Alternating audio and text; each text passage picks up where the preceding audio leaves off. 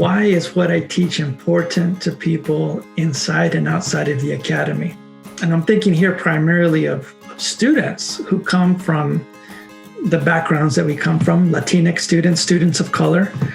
This is the reality of 20 to 25% of the population now.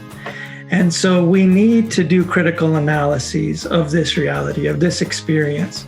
We need to both celebrate what is coming out of our communities, and we also need to critically analyze it to see where things can be improved and where different ways in which we can all grow.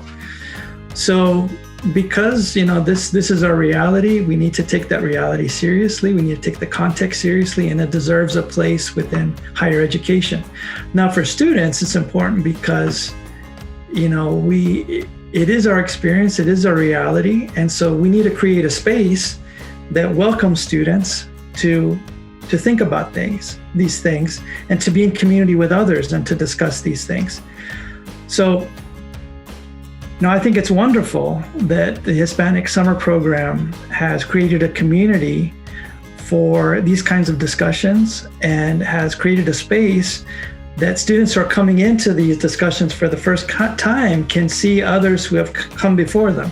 And of course, I was very fortunate to have mentors in my own life, and I'm sure most of my colleagues who are teaching in the Hispanic Summer Program can point to one or two key individuals in their own educational experience that helped them open the doors. And in some cases, those were people of color. I think in many cases, those were people of color. They certainly were in my case. So just to be able to serve in this capacity, to serve as a kind of role model, a kind of mentor for the next generation, in hopes that they will in turn serve as role models and mentors for those who come after them. So I think it's really important as a way of sustaining our community, as a way of supporting the work that we do to create these kinds of intellectual communities.